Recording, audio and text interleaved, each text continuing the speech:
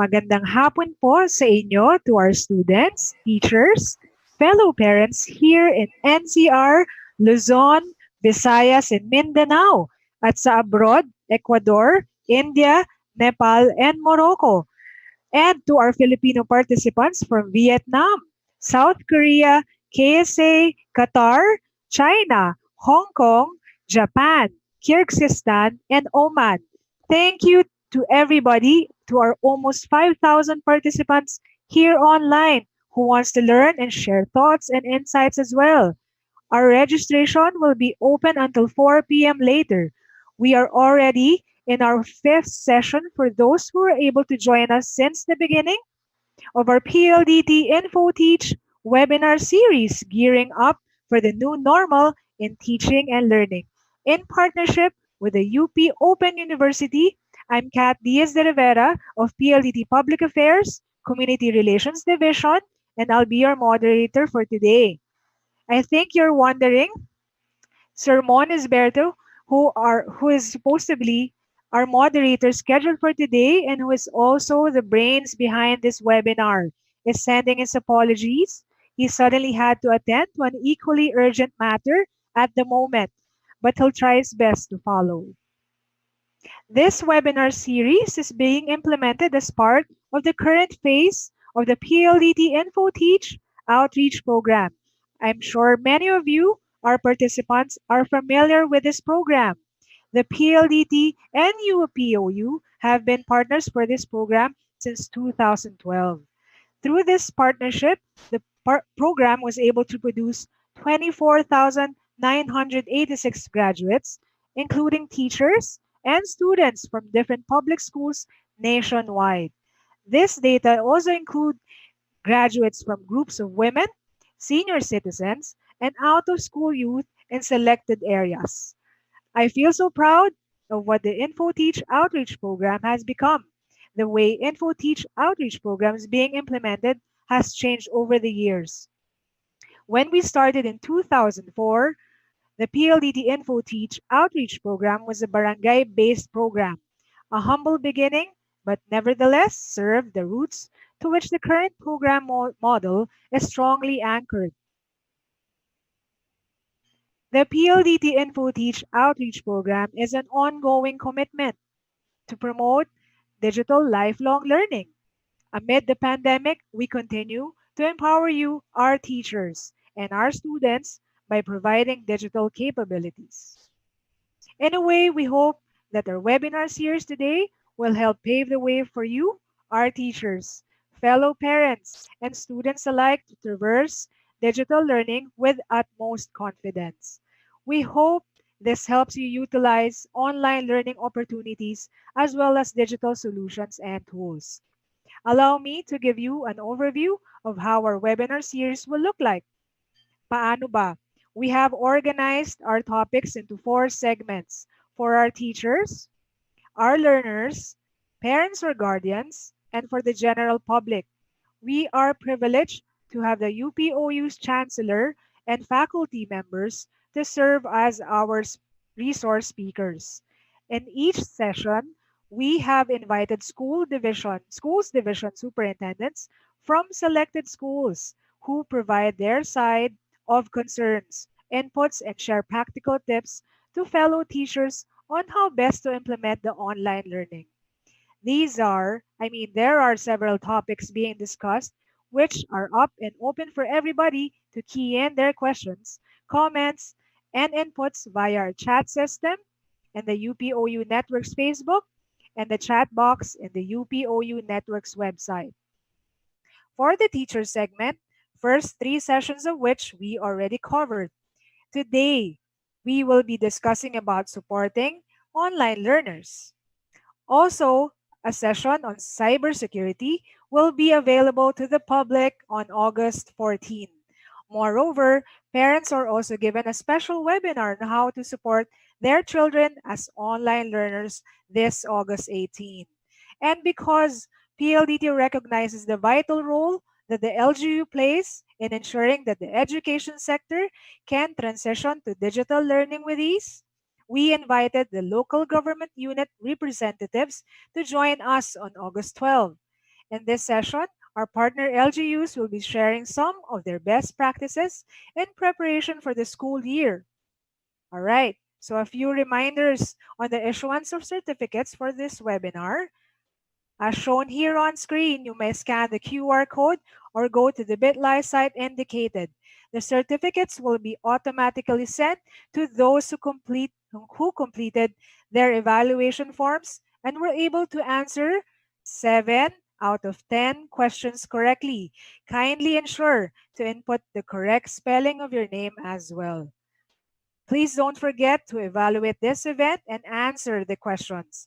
The online evaluation form will start receiving responses right after this event and will be available within the next 6 hours. While we are getting a number of concerns regarding access to our evaluation link, please be advised that you find it hard to access the site within the first 3 hours due to internet traffic. It would be a good option to access it during the last 3 hours, which is around 7 to 10 p.m. tonight. We may face a variety of challenges when it comes to online learning. However, there is so much good that can be found from digital learning. It gives us a new way of looking at things, of how we can convey lessons behind the digital screen. When we support online learners, we enable them to learn in a new, productive way. We become more adept in teaching in a whole new setting as we equip our online learners the best way we can.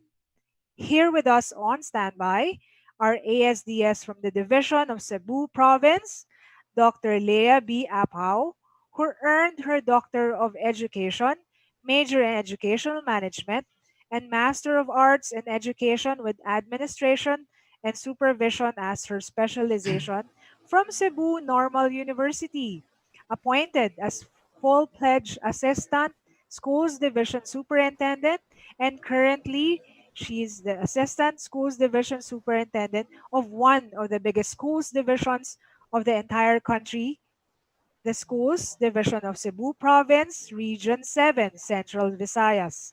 She is an accredited national trainer of the National Educators Academy of the Philippines, Training and Development, or TND. She initiated and implemented a National Literacy Awarded Community-Based Literacy Program, or CALIP, catered to the learning needs of the people in enhancing literacy and livelihood skills to uplift their quality of living. A speaker in the International Forum presentation, which is the presentation of the research study titled Alternative Learning System, Accreditation and Equivalency, ALS and ANE program, entitled Quality of Life Beyond Poverty. Let me call on the Assistant School Division Superintendent of Cebu Province, who will share some of the challenges in the support of our online learners, given the current situation that our educators are now facing. Let's give our warm welcome to Dr. Leah B. Apau. Good afternoon, Leah. Good afternoon, Philippines. Magandang hapon po, Luzon. Maayong hapon, Visayas and Mindanao. And to all my colleagues, friends, and relatives who are watching right now, good afternoon. And thank you, PLDT, the for inviting me to join in this webinar on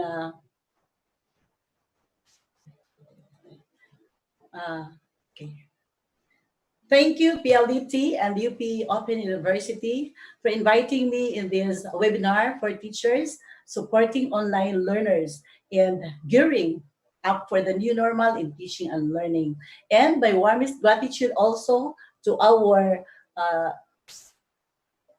our Regional Director, Dr. Salustiano T. Jimenez, and of course to my Schools Division Superintendent, Dr. Marilyn S. Andales, for the support and inspiration.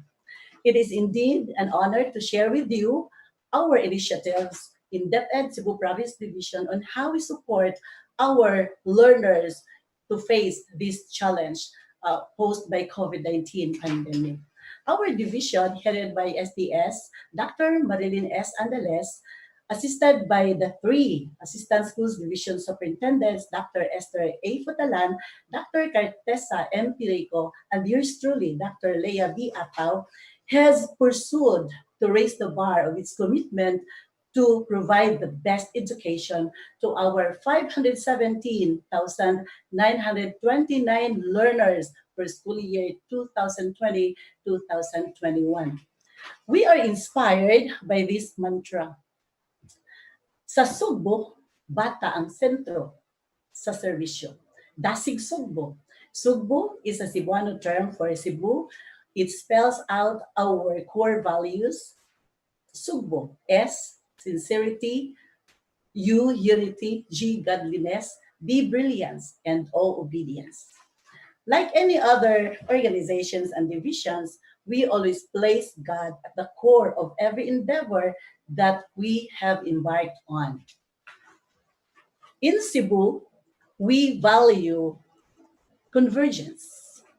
We converge for a noble cause, the strong collaboration between and among learners, partners, leaders, and stakeholders should be the core of every undertaking that we have, especially our partners uh, from the local government units, our headed by Governor Gwen Garcia, our 7 members of the House of Representatives, the 14 board members, and of course the 44 municipal mayors and the 1,202 barangay captains and the entire Cebu province with 23,000 non-teaching and teaching personnel who really work hard to achieve more, perform more, and dream more.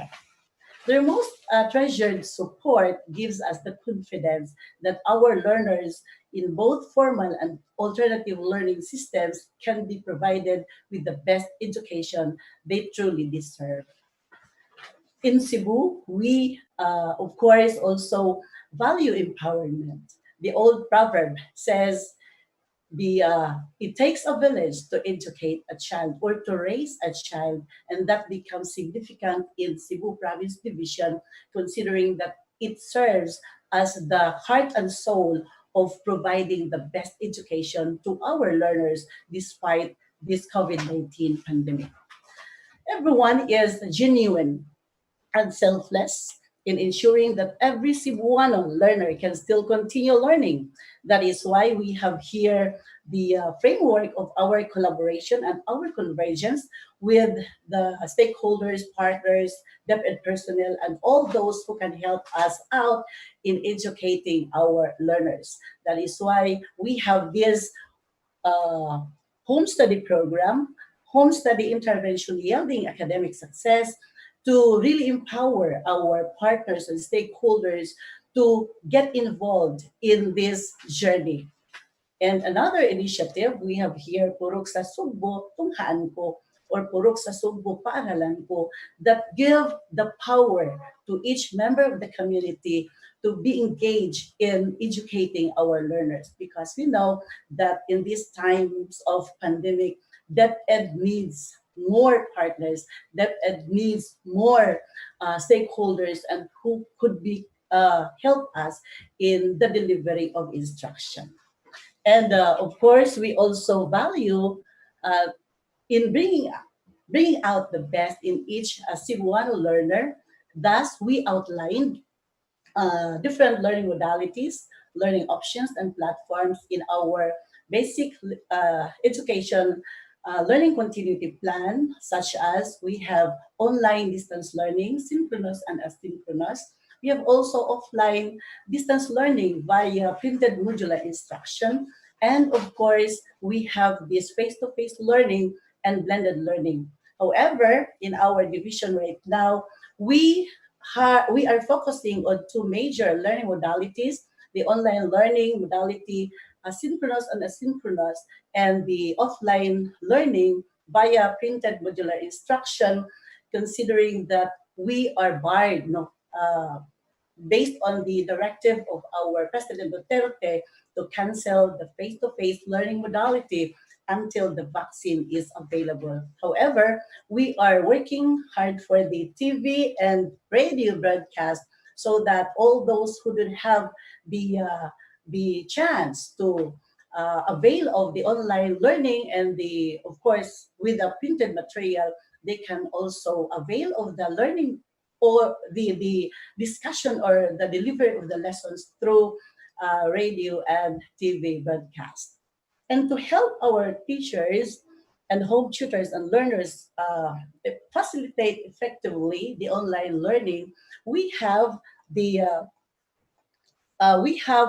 crafted, our division has crafted the Sugbo customized online learning manual, which delineates the do's and don'ts of the online learning modality. And of course, we also value our to achieve our ultimate goal, which the division of Cebu Province has dreamt to really produce holistic, empowered. We have also the inspired and innovative Cebuano learners who are the active players in the future, especially not only here in the Philippines, but they can be at par with other learners from other countries. So, of course, we have these learners give us the power to give the best blow in our fight against this COVID-19 pandemic. Now, gearing up for the new normal in teaching and learning, we have here of course, in this present scenario or crisis, we should have this Maslow before bloom. In other words, we need to satisfy first the physiological needs of our children. And of course, to gear up to this new normal teaching and learning, we have the DepEd needs to have trained our teachers to coach and mentor our home tutors and Puruk tutors so that they will be able also to deliver what is being expected of them as partners of our teachers. As Dr. Joshua Stem thought, he said that teachers must catalyze pedagogical shift from being traditional to be more engaging, more collaborative, and more innovative, making teachers and learners co-creators of the teaching learning process. So therefore, the teacher's role is changing from the sage on the stage to the guide on the side. This afternoon, may I present to you the 3-minute video presentation highlighting the pilot implementation of online learning modality with 4 pilot schools. Of course, we have kindergarten for kindergarten, grade 6, grade 7, and grade 11.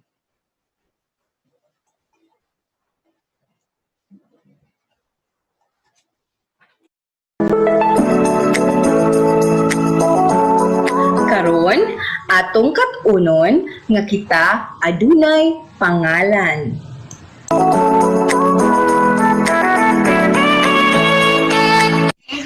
Domingo, Lunes, Martes, Miyerkules, Huwebes, Biyernes, Sabado, pito ka adlaw sa simana, magpapata sa magkanta.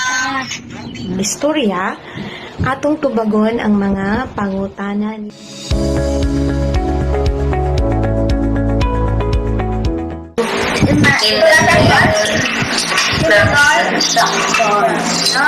These are taxes that explain nila related. Okay, so that is the first type of taxon. So the second one, okay, how about this one? Ezekiel, can you share this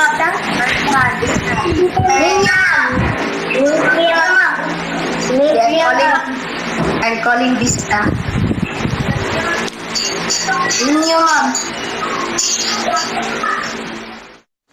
talking, writing. Only that, Juliana? I can think of another. Okay, I will show you a picture. Maybe this will help you probably think about, this was the means of communication to people before, right? Okay, one moment, please. Okay.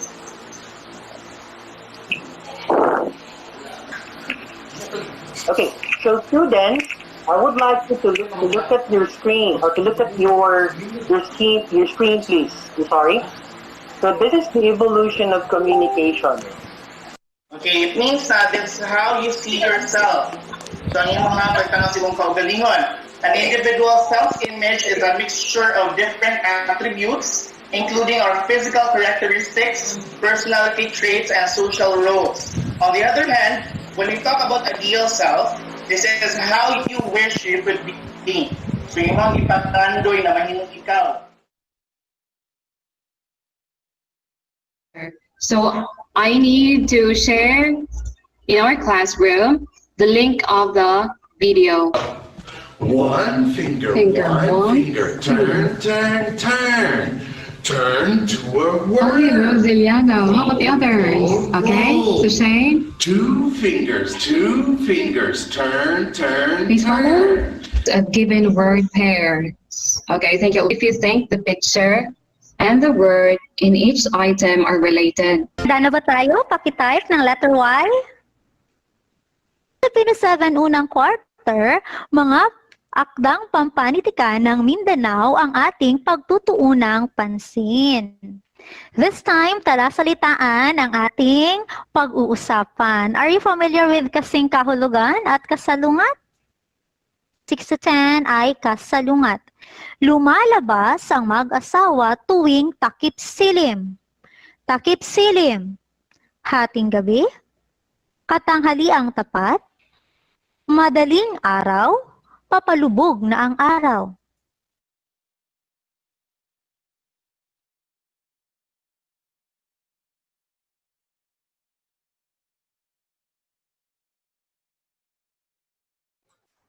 So the major challenge that we are facing right now in our division is how to provide equal opportunities with on online learning with the remaining 83% of our learners, because all those learners you have seen on screen are part of the 17% of the learners who can avail of our online learning modality.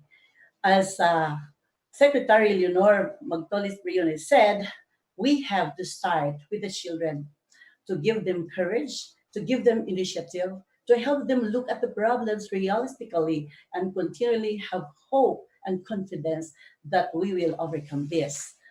We are confident then that with God's amazing grace and abounding love, we will and we can overcome this hurdle by keeping the synergy on. We are one Cebu, we converge, we empower, we bring out the best, and we achieve our ultimate goal. We are one Cebu. Good afternoon, everyone. To God be the glory.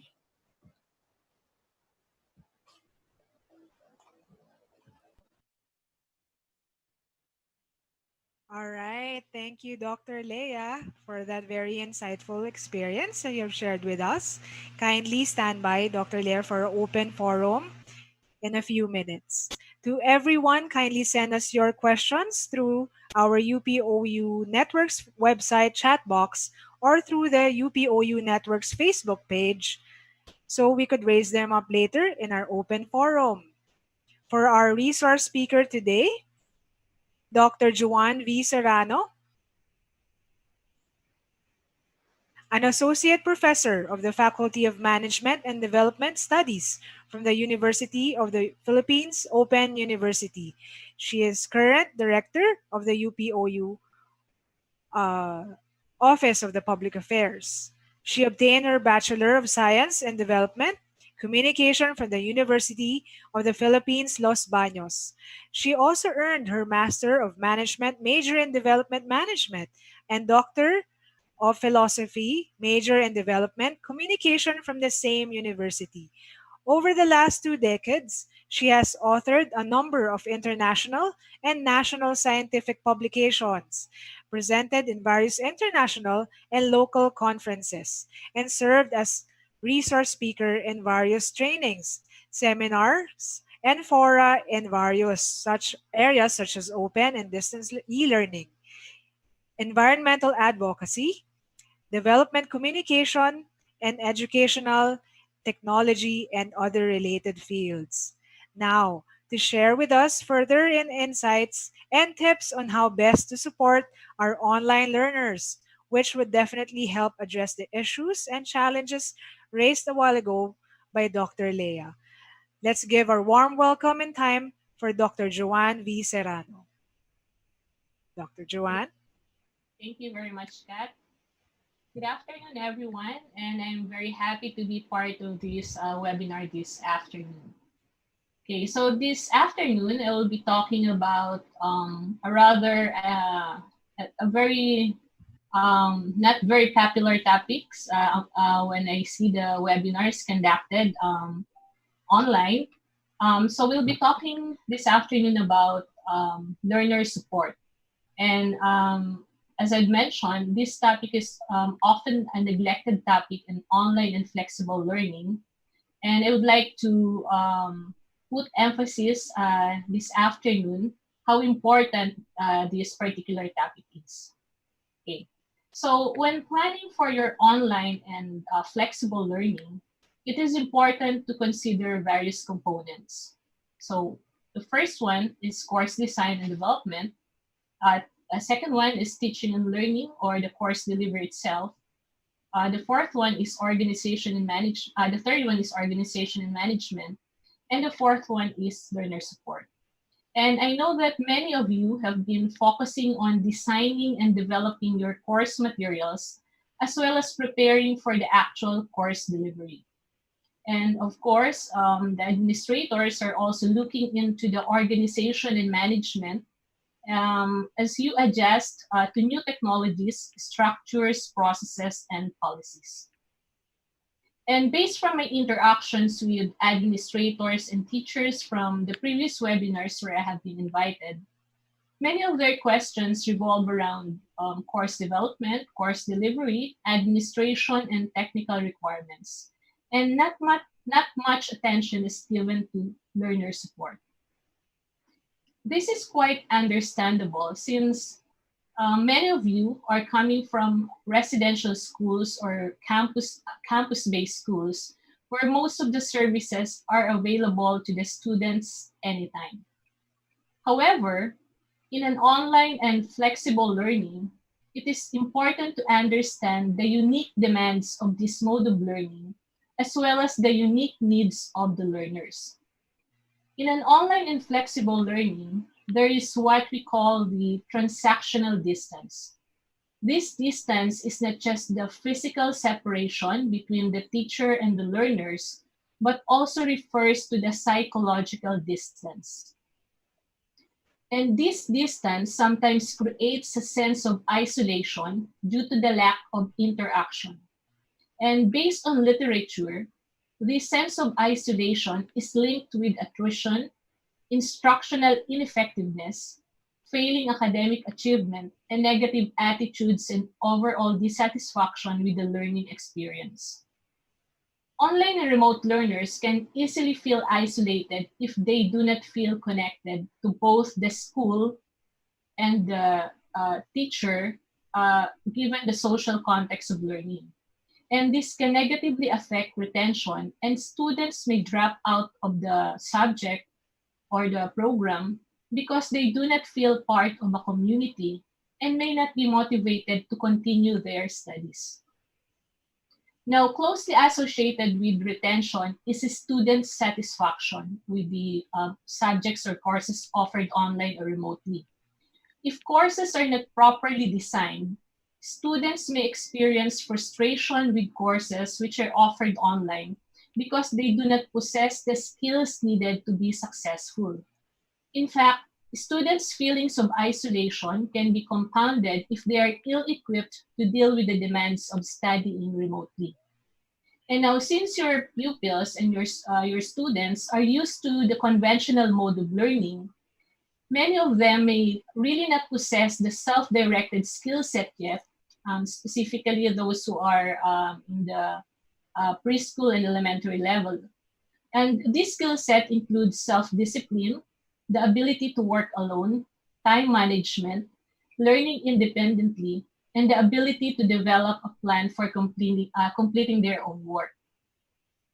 So it is important that you understand what learner support is, what are the different learner support, its importance, and as well as the components, so that you'll be able to include them in your design and plan for the courses that you will be delivering online.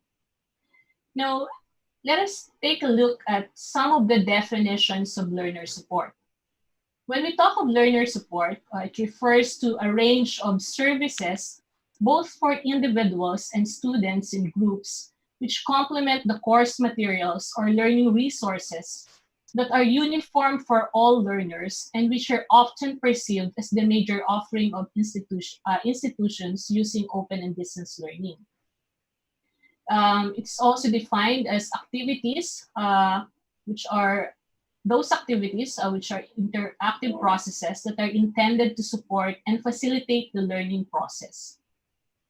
And learner support is also defined as all those elements capable of responding to a known learner or group of learners before, during, and after the learning process. Let me point out that in these definitions, supporting the learning process and the learners are highlighted. Remember that in learner support, it is not about us, the teacher or the institution, but about the learners. Let us always remember that when we talk of learner support or student support, we are talking about the needs of the students or the learners. And no matter how grand our plan is in our institution or in our district on learner support, what matters most at the end of the day is that we provide and cater our services to what the students need in terms of learning and coping with remote teaching. So we have to shift how we view learner support from our own view and shift it to their view and address the question, what are their actual needs and how can we support their learning? It is worth noting that the term learner is becoming more commonly used in the literature because it implies a more active and proactive role in the learning process than the word student. According to some scholars, the term learner is generic and can be applied to a wide variety of contexts within which learning takes place, and this includes both the public and the private schools and post-secondary institutions, as well as corporate and public employee training settings. In online learning and flexible learning, a more learner-centric model is favored over a teacher-centric one. The roles and activities of teachers and learners have evolved, which affects the nature of learner support that should be provided. Now, there are three functions of learner support. This is on the cognitive level, the affective level, and the systemic level. And when we talk of cognitive, this is about supporting and developing learning through the mediation of the standard and uniform elements of course materials and learning resources for individual students. Among the support services included here are tutoring, facilitation of learning, academic interaction between the teacher and the learners, assessment of learning, as well as the pre-packaged course materials that underwent instructional design. And then when we talk of affective, we are talking of providing an environment that supports students, creates commitment, and enhances self-esteem. We can include here materials which support the development of study skills, program planning, and career development. We can include guidance and counseling services, as well as services for students with special needs, such as persons with disability, geographical remoteness, including those who are incarcerated. And the third one is systemic. Systemic is concerned with establishing administrative processes and information management systems, which includes effective, transparent, and overall student-friendly services, as well as the record-keeping and information management services. And when we talk of learner support, it can be in different levels. You can provide learner support in three levels. The first one is on an institutional or on a school level. And this, of course, includes on the district level, since Department of Education is structured that way. It can include the district and the division level. And then we have the program level and then the subject level. Now, let's talk about the school support or the institutional learner support. The first one is the information support, followed by the learner intake support, administrative support, technological support, study skills assistance, counseling, library support, support to students with disabilities, student rights and gender considerations, learner satisfaction monitoring and environmental scanning, examination and test services, as well as teacher-parent collaboration. Now, let us discuss each type of institutional learner support. So the first support given on an institutional level is the information support. So institutional learner support starts even before the learners are considered officially enrolled. So even before they are actually or officially registered in your school, you should be providing them with institutional support already. And this starts with the information that you are giving them. So it starts once they browse your website. So if they don't have a website, it starts once they read the brochure that your school or your district would provide to your student and inquire about the school. Information support ensures the accuracy, completeness, and availability of information, which can be a contributing factor to the success of a remote learner. So this includes information on admission, information about the grade level, the various requirements needed for them to enroll. It's also important to have an FAQs so that parents would have access to those frequently asked questions. And other important or other relevant information, such as information on scholarship or financial assistance. And then, of course, it's important to have a social media page. Parents and students nowadays get their information from the social media.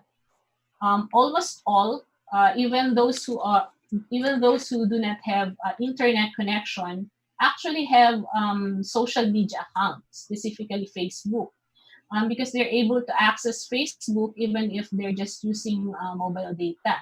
So it's important that you provide information to them by capitalizing on the affordances of the social media.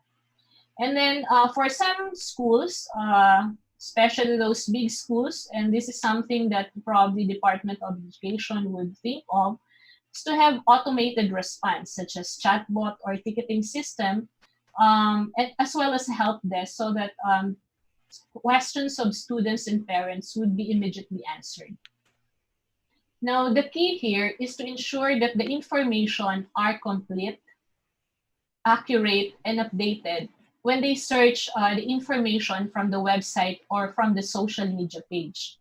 You should always remember that your learners are now dependent on the information you provide them, since they can no longer physically search for those information the way they have been used to. So in the past, they would just go to the school and they would just ask for information.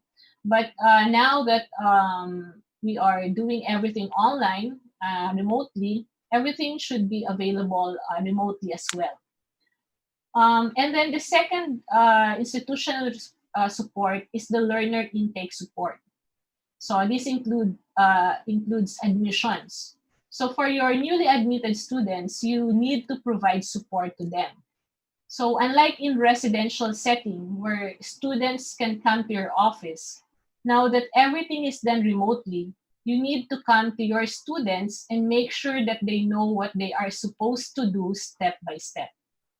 So this includes detailed information on how they can enroll or register and how they will pay their fees if there are fees that needs to be paid. And there must be complete and clear information about enrollment process, schedule, and policies, as well as information in financial aid and financial assistance. Especially in these trying times, all these kinds of information must reach the students and the parents on time. Now, an important component of learner intake support is learner readiness for online and remote learning. One important issue that should be addressed here is the readiness to undertake an independent mode of learning. Learner readiness for online learning is very important, especially for the high school students where minimal support will be given by the parents and the teacher, so that it would prepare the potential learners to be actually really ready for the complex environment of online or remote learning. And if done right, this type of support will actually increase the success rate and decrease the attrition rate of online learning. And the key tasks under the learner intake support include setting goals so that students can visualize how they can achieve their individual goals and help them achieve their objectives, and assessing students' readiness for learning. So when we talk of online learning, we should not just be or online and flexible learning. We should not just focus on the technology per se. It is important that we should look at how ready they are to go through this kind of mode of learning. Which means there should be an orientation for new students and all students, considering that this is a new mode of learning, meaning this is the first time that they will be doing this kind of learning. So there should be an orientation for all students. And aside from the virtual orientation, you should plan how students can access information that they should be aware of as new students. As Mom Leia said, about 83% of the students are offline, meaning they would not be able to access many of the information which are available in the internet, including a virtual orientation. So you should ensure that this orientation, an orientation material, must reach the students in other format as well. So it can probably a printed one, a handbook, as long as the students will be properly oriented. And then another type of institutional support is administrative support, which includes, of course, record keeping, information management, semestral or class registration, grades, how can it be available online, etc. And then, of course, there's the technological support, which includes support on the learning management system. So if your school or the Department of Education in your division will be using a learning management system, you should ensure that there is a corresponding support in terms of technological support. Many of the students will be doing this first time, so someone, a help desk, should be available for them so that whenever they have technical difficulty, they will be able to ask from those help desk. And then, of course, are there available student database? And then we have to ensure the security of student data. We know that students are not very cautious when giving out information on the internet. So we must ensure that we provide an enabling environment so that students must be able to secure their personal data. And then there's also data analytics, software apps and programs, hardwares and tools, troubleshooting, as well as maintenance. Another support in terms of institutional, again, when I talk of institutional, this is not just on the school level, it can be on the district or division level. Study skill assistance is actually very important. This is not something that is often talked about, but this is a very important learner support that should be provided to the student. It's knowing how they categorize themselves and knowing their daily life demands. So students should be taught specific study skills.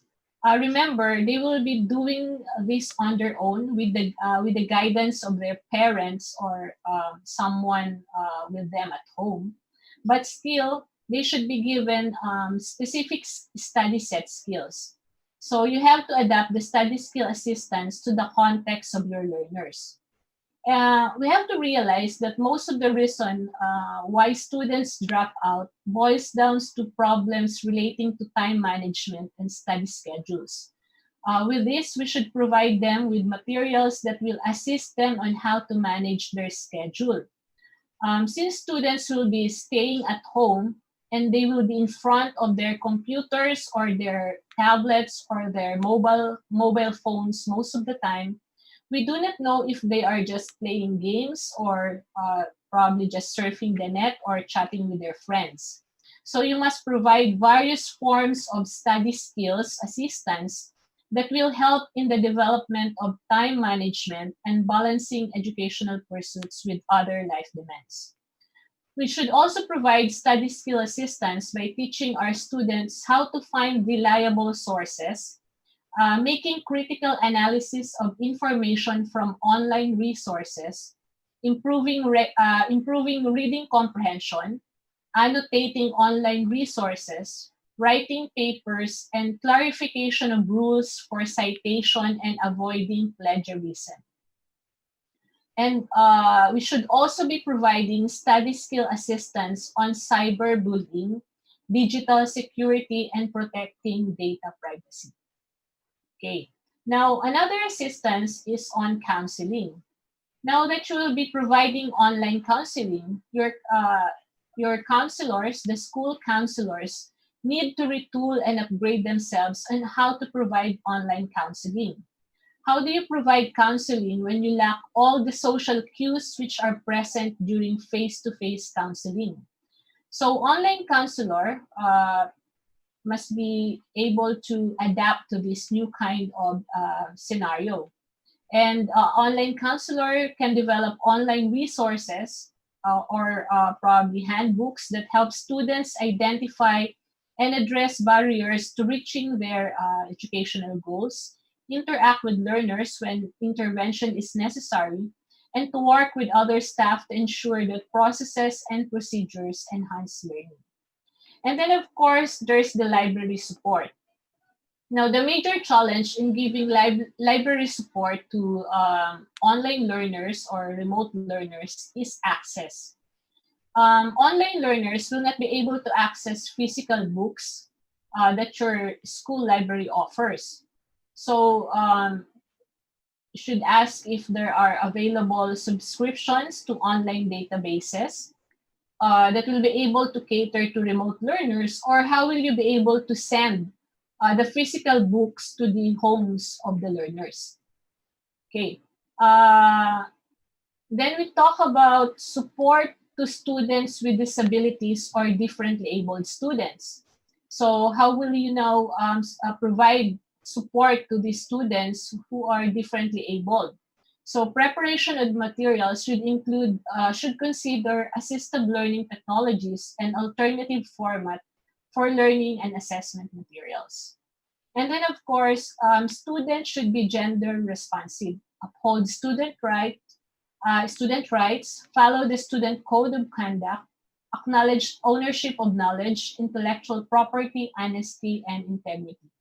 Now, one important part of this support is forming a study body connection. So this is part of students' right to socially interact with their peers or their buddies. So you can allow them to form a study body which build peer support among each other. So it is important in online or remote learning. Having a study buddy will keep your students motivated. they will be able to remind each other of important upcoming events, and they have someone to test their knowledge and ability, and they will be able to develop networks outside the classroom. So when I talk here of study buddy, I'm talking here of an online or a remote study buddy, not a physical one. And then, of course, there's learner satisfaction monitoring and environmental scanning. So we have to continually monitor if the students are actually learning. We have to scan the current context of their environment and how are they faring in terms of studying remotely. And then we should also provide a platform for examination and test services. Now that you are doing everything online and remotely, since students will not be going to their respective schools, how do you plan to provide, or how do you plan to conduct examinations? So this is part of your support, arrangement of examination of students, as well as proctoring and invigilation. And then now that parents play a very important role in being the tutors at home, there should be a very strong teacher-parent collaboration. So this is part of the institutional support. Teacher and parents must work collaboratively in providing support to the learners.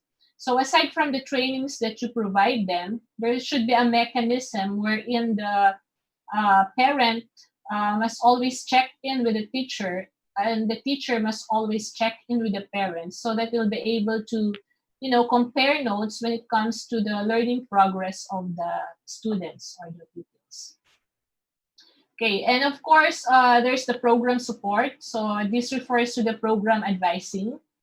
Students need to be walked through the program or course planning, program requirements, and transferability of courses in case of shifting of career before the end of the program. This is especially true for the high school and the senior high school, wherein they will not be having their own majors or tracks that they will be taking. So you should be able to provide support to them, and you should be able to walk them through how they will go through the tracks that they are supposed to take. And then there's the course or the subject level support. It is important to note that learner support is related to all aspects, especially in course design and delivery. Based on research, a good course design or a subject design can reduce substantially the demand for learner support by ensuring clarity and building in appropriate learning activities. Designing learning activities that will best support learning, which are collaborative in nature or activities that promote active learning, and apply design principles, which are designing for learners, designing for learning outcome, designing for learning resources, and designing for interaction in the development of course materials will actually reduce the demand for learner support. Okay. And of course, should provide scaffolding, help students when they struggle with new concepts or ideas, help students to gain deeper understanding of a topic or subject, help students to evaluate a range of different ideas or practices, and help students to understand the limits of knowledge, and challenge students to go beyond their current level of thinking or practice to acquire deeper understanding or a higher level of competency. Now, now let's talk about the different roles of a teacher, which is actually related to providing support to your learners. So you have an online or a flexible teacher have 4 types of role. The first one is a pedagogical role. In this role, you create discussion that focus the energy of the students on critical concepts, principles, and skills, as well as in providing feedback. And then the second role is a social role. which fosters a friendly social environment to promote learning and sharing. And the third role is managerial, which clarifies discussion objectives, timeliness, and procedural rules in a class. And the technical role, which makes students comfortable with the learning management system, the tools, and the software that will be used within the class. Now, in the various stages of facilitation, there should be appropriate course level support. So we have those four roles, and then this is where our support comes in. So it should come in before the class begins. So even before August 24, there should already be a support given to the learner. During the first week is very critical. Throughout the course or throughout the school year, and during the final week. Now, let's take a look at those rules. So, before the start of the school year, before the start of the class, your learner support plays a very important role. So, your role as a manager would include sending informational message, including how to log in, what materials are needed, and how to get them, and who to contact for technical assistance. And then you should make the course available at least a week prior to the start of the classes for student previewing. So I'm talking here of the learning management system. And then it's important that you update your course materials, your module, include your name as a teacher, the contact information, the preferred communication method, expected response times to messages and assignments, and other policies specific to this specific to this subject. And then you should provide a method for your students to use online tools before required assignments to reduce anxiety and resolve technical issues before tasks are due. And updates and review assessment due dates for accuracy. Now, I'm talking here of the online. Then you also have to ensure that you're providing appropriate learner support to those students who are not connected online. So how do you provide them? You have to provide them with printed materials with these specific considerations as well. And then you also have a pedagogical role. So you should ensure that you make enhancement in terms of course design. And you should ensure that you have reviewed the materials before uploading them online.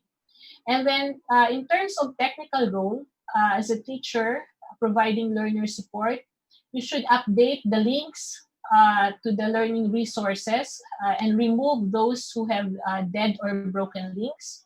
You should check that all media are properly displayed. There are no broken images, and it allows for video playback.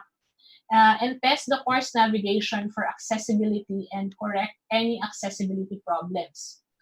And then during the first week, this again is a very critical time to provide support. So in terms of managerial role, you should contact students who are missing inside your virtual classroom in order to encourage their participation.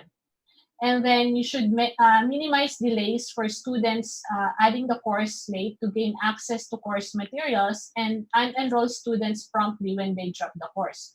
So we sometimes experience students who say that they do not want to pursue the subject anymore. Then we should unenroll them in the virtual classroom.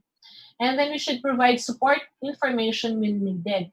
Example, how to get the remote access to learning resources, etc. And then you also have social role again. This is during the first week. You should provide a personal and welcoming introduction to develop a personal presence.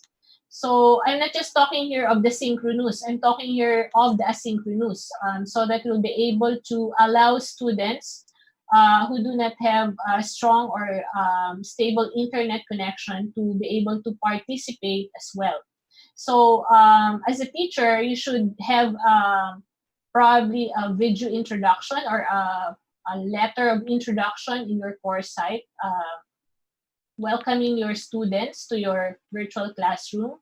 And then you should design a forum for students to post introductions as well and share experiences. And then you should respond to each student's introduction. Encourage students to share pictures of or other representation of themselves. This would make your virtual classroom interesting, especially for the students in the elementary, so they can probably have an avatar of themselves. And then you should model discussion, response, behavior, and tone. You should use conversational tone for responses that is inviting, personal, friendly, and encouraging. Uh, you should use humor sparingly and carefully, and but you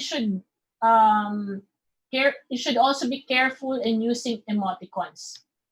And then invite and encourage students to use online office hour and to make appointments. Meaning you should have a strict class structure instead of allowing students to post during nighttime. So allow them to interact during class hour. And then again, you still have a pedagogical role here. So you should communicate with students daily to maintain a positive rapport. Determine areas in which students need to improve and notify them. And you challenge the students by asking questions which apply to the readings and communicating high expectations. And then, of course, you still have a technical role again. You should, again, assist students with login or access difficulties. Remember, you are still on the first week of classes. And then you should provide detailed tutorial links or instructions on using the technology within the assignment information to help the students feel comfortable with the technology. And then your third role will now happen throughout the school year. So you have various roles again, your managerial role. So you should always enforce guidelines for learner behavior, such as netiquette and due dates. Again, remember, these are basic education students, so we should always develop among them the habit of being respectful. So you should, this is also the time wherein you will spot if there are cyberbullying that happens within your class. Then you should always remind students of deadlines. And then you should monitor attendance in class in order to follow up with missing students. And then in terms of the social role, you should monitor discussions for respectfulness based on, again, etiquette standards and your school behavior policies. I know DepEd has a policy on this. And as I mentioned earlier, although it's part of your pedagogical role, it's also part of your social role to spot cyberbullying. Immediately contact students with inappropriate posts for explanation and clarification. So if you see posts which are somehow inappropriate, you should send a private message to that student. Do not call the attention in front of everyone so that the students will not be embarrassed. But it's important that you contact the student immediately. And then it is also your role or responsibility as a teacher to block disruptive students from class activity if the behavior continues to conflict with the school policy. And then you use announcements to keep class current and personal. And you continue to maintain daily presence in discussion forum. Again, this is for the asynchronous. And if you have live or synchronous session, then that's also important. And then you provide individual messages. So you can provide this through email, or you can send messages through your group chat within your class. And then in terms of pedagogical role, you provide supportive information to support the content. And you should respond to student questions promptly, especially that you're handling basic education students. So you should be able to respond to them if it is recommended within 24 hours. Provide practical suggestions to students to complete their work on time. And for every long discussion, you should be able to provide a summary of what you were able to talk about. And then it's important that you utilize specific teaching or learning strategies which also promote self-directed learning, especially for the higher level, for the high school students. And then you also implement rubric established in course design. Okay, and then of course you have again technical role, and then you should always be able to provide assistance to students who are experiencing technical difficulty, especially when they are using the LMS of your school. And then during the final week of course, this is on the school year level because this is the basic education. Again, you still have the various role. So when you're about to end the school year, you should provide general information concerning the nature and format of the final assessment, alert students on how long course materials will continue to be available after the end of the class, and post the final grades promptly. And in terms of social role, you should be able to send an email to your students with a closing personal message and encourage them to share their class experience and say goodbye in a closing forum. And then in terms of technical role, you should list down technical aspects that work well and those that need improvement, and so that you'll be able to work on this in the next school year offering. But hopefully by that time, everyone will be able to go back to the new normal. Okay, now, when we talk of characteristics of an effective learner support, there are 4 characteristics of an effective learner support. First is that it is purposeful, meaning it exists to support learners in their studies from first inquiry through their graduation and beyond, meaning integrated into the school mission and strategic objectives. Second, it should be transparent, and it should provide clear points of contact, clear standards of service identified, and it should be accessible, meaning it is available on demand according to the needs of the learner. It should be available 24/7 if possible. And then it should be responsive to individual needs and provide efficient turnaround. There are actually 8 characteristics of an effective learner. So the 5th one, it should be interactive, encourage and facilitate interaction among and between the learners, the faculty, the student support staff, and the academic content. It should be self-directed and developmental, meaning it should facilitate self-management of processes and development of skills and attitudes necessary for independence and lifelong learning. It should be integrated, demonstrate a high level of cross-functional collaboration that results in services being experienced as seamless by the learner.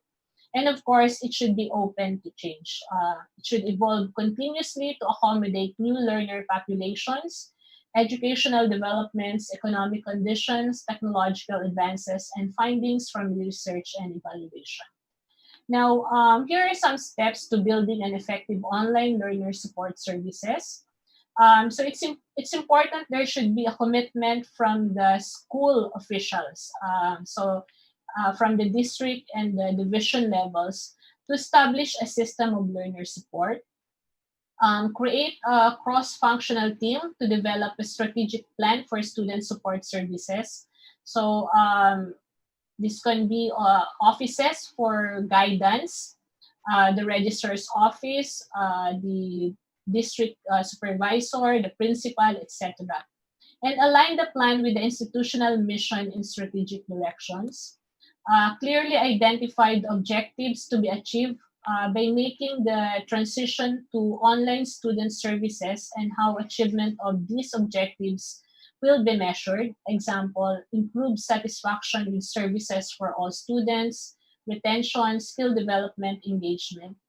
And you should always include student representation by asking them for ideas about how student services can be improved and or made more accessible through innovative application of technology.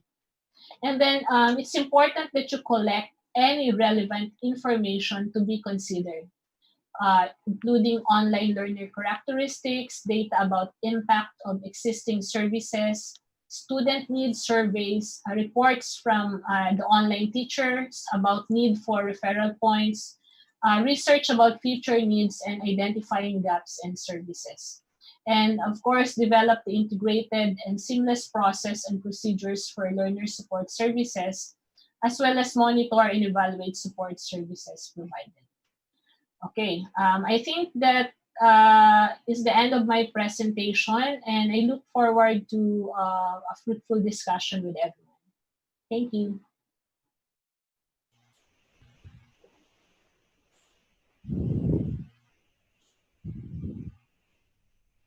All right. Thank you so much, Dr. Joanne. Very insightful indeed. And I'm sure our viewers online right now picked up a lot of takeaways and have a better understanding on how we should be more flexible given this new journey while we support our learners. Sana po nag-take down notes kasi marami pong insights si Dr. Joanne. One thing na na-notice ko po is very consistent po yung takeaway ko po ngayon from the beginning of this webinar. It's really yung pagsuporta natin sa mga learners natin is really about yung consistency natin sa pag-establish ng connection sa learners. So between the teacher and the learners, very consistent yon. Lumalabas talaga yon sa lahat ng insights ko sa mga presentations ng speaker. And then, sa mga maraming checklist din po na nabigay si Dr. Joanne to think na may leveling yung learner support. Hindi lang siya may level. Per level, may layers pa. So, I hope you took notes and very, very helpful, I'm sure, sa ating mga teachers. Dr. Joanne, kindly stand by for a while as we open our discussion po. All right. Joining us this time as one of our panelists, together with Dr. Leah and Dr. Joanne, let's call on Dr. Melinda de la Peña Bandalaria, UPOU's Chancellor and Professor. Thank you for joining us today, Dr. Mel.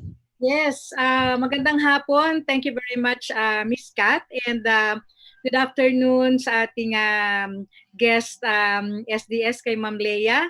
And sa ating resource person ngayon, si Doc Joanne. And of course, sa ating mga libo-libong webinar participants hapon na ito. So, good afternoon and I hope, yes, tama ka, Miss Kat. Sana marami tayong napulot na mga tips and strategies on how we can support our learners. Hindi lang pagtuturo ang magiging responsibilidad natin, kasama na rin dito ang pagsisigurado at pagbibigay ng suporta sa ating mga estudyante, sa ating mga mag-aaral para masigurado natin na kanilang matututunan yung mga lessons na ituturo natin sa kanila at matatapos nila yung kurso na ini-enroll nila at ating itinuturo sa kanila. So, kung may mga katanungan tayo ngayon, ay pipilitin namin tatlo nasagutin ang mga tanong na yan. Siguro yung isang observation ko rin, Miss Kat, ay since ikaw ay nakaka-relate masyado dito sa ating mga topics na inilinya natin dito sa lineup of topics natin, magkakaroon din tayo ng dagdag na insights dito sa ating mga talakayan na gagawin. Kung ano yung mga pangangailangan din na suporta ng ating mga online learners. So sige, so tingnan na natin yung mga tanong na galing sa ating mga webinar participants. Alright. Check ko lang po bago tayo basa ng mga questions. Dr. Leah, okay po yung Hello Ayan, po. alright. Dr. Yes, good Joanne? afternoon. Ayan, okay. Okay pa Yeah. po kayo? We're still Yes. here, we're still good? Still Dr. good. Lea, Dr. Joanne. Yes, Alright. hello po. Sana po mga viewers natin, listeners, you're still good. Thank you. You're still with us right now. Open pa po ang registration natin. So for the participants who plans to follow, please do so. All right. Okay. Question agad for um, Dr. Leah from Roger. We cannot deny the fact that internet connection is the prime problem these days. Many students chose modular approach as their learning modality. In Cebu, what Yes. is their stand on this issue? It is only shown on the video that digital learning is their preferred modality. Okay, so good Dr. Leah. afternoon, Roger. Good afternoon, everyone. Thank you so much for the question. Actually, DepEd Cebu Province started to plan early in April. When the ECQ started, we really planned out for what is the best for our learners, considering that we have more than 500,000 learners to be served. So, although the video was the video is shown really focused on the online learning modality. However, we are preparing also for the printed modular instruction. If you allow me to show our one slide to show how we prepared and how we really deal on printed modular instruction. So, Miss Leslie, can I share one slide to explain or discuss to answer the queries of Roger? Dr. Leah, Kat po nandito. Yes, Okay. you may. Okay, okay, sige. So, of course, we have here. This is the scenario of Cebu Province Division.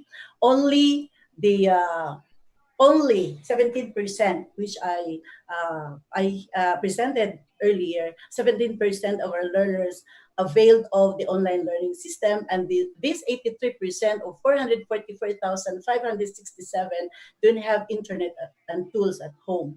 Now, this is how we, of course, these are our initiatives, but I would like to show to you how we really plan to address or to cater to the diverse needs of our learners. We have here, of course, we started with the module development. We developed our own modules by master teachers, and those who have the capacity to develop. And then, of course, we packed, our modules, and then, of course, we have this one, the Sugbu box, where we will place all the modules and teacher-made learner home task for our children. And then we have this Sugbu Padala, uh, the volunteers who will be delivering the Sugbu box to our learners. And of course, these Sugbu box will be dropped to our Purok centers and barangay centers, and of course to our home tutors. Now, we are highlighting here home tutors because we believe that from kindergarten to grade, of course, grade 7, 8, and 9, 10, no, there are learners who need our home tutors, and that is why we maximize the support of our home tutors so that our learners can be given the best education they deserved while facing this new normal. And of course, they are going to work with the teachers, considering that the teachers are our mentors or coaches for the home tutors.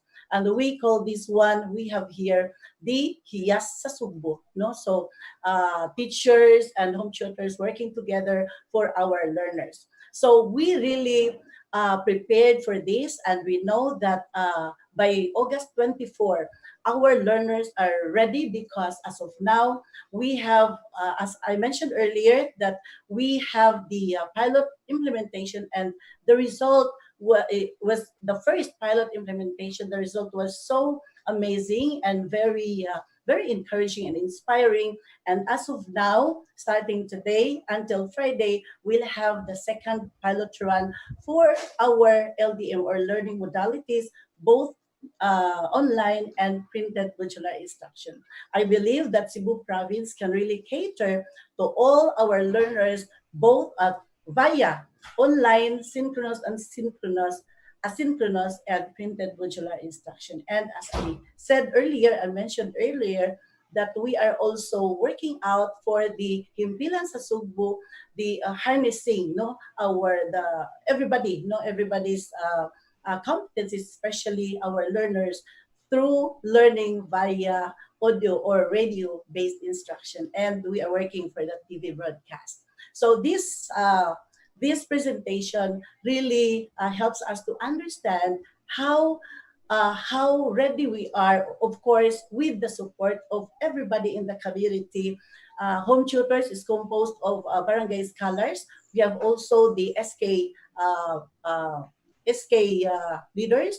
Then we have the community people who have the passion to work for our children to help us out in the delivery of instruction. Thank you very much.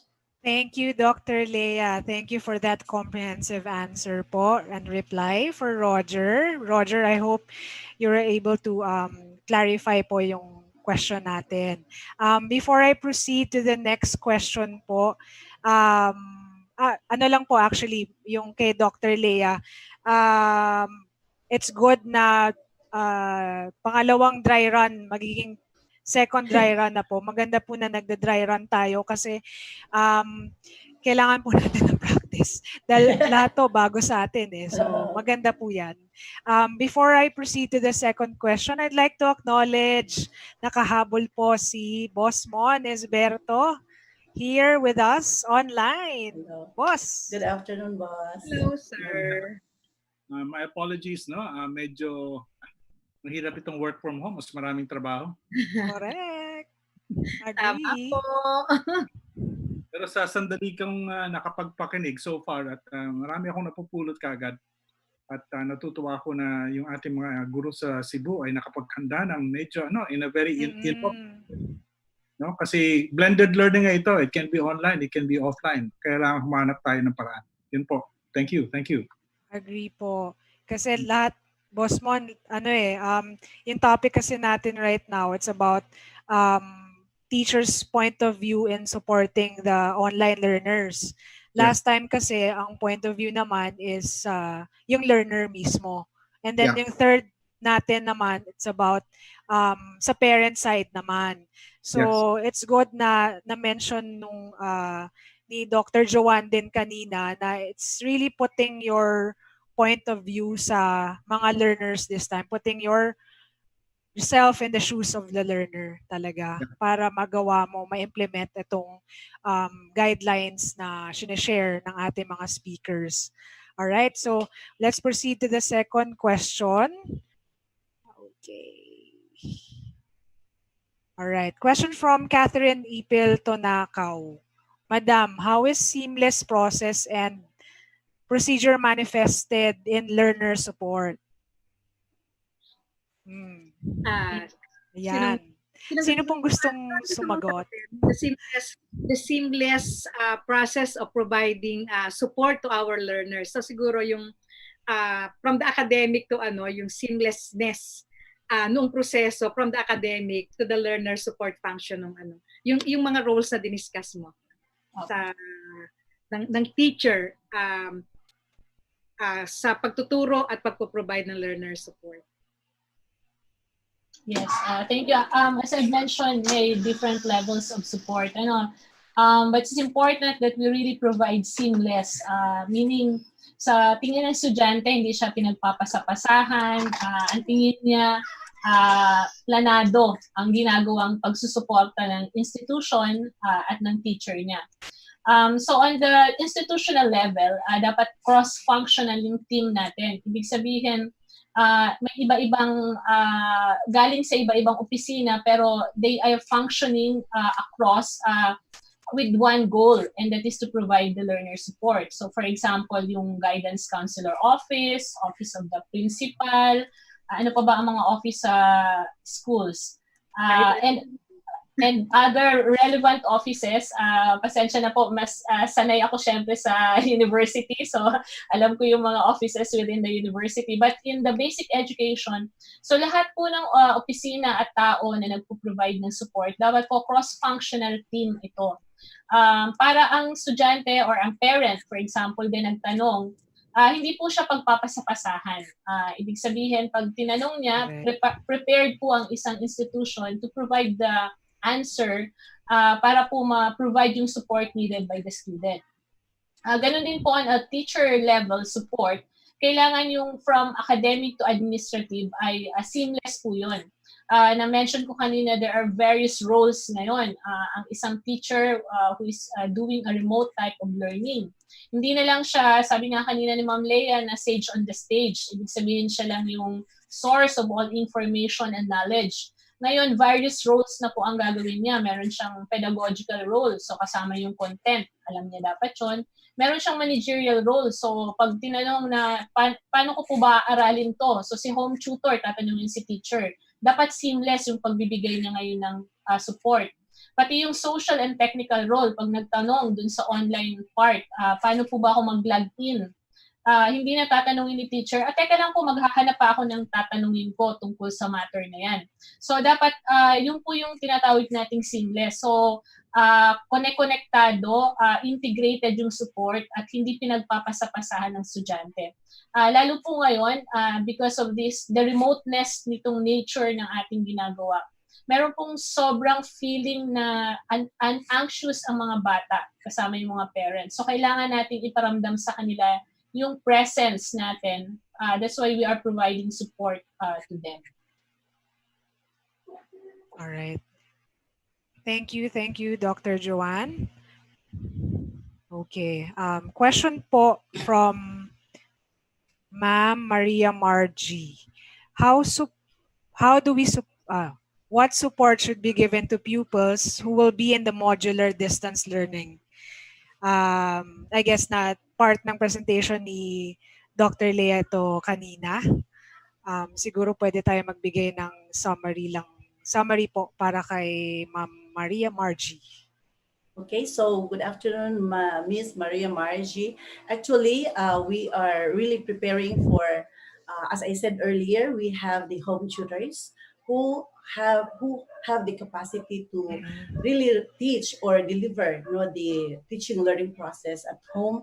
And we had identified our home tutors during the registration or enrollment time with the learners, because in the form we really identified or let the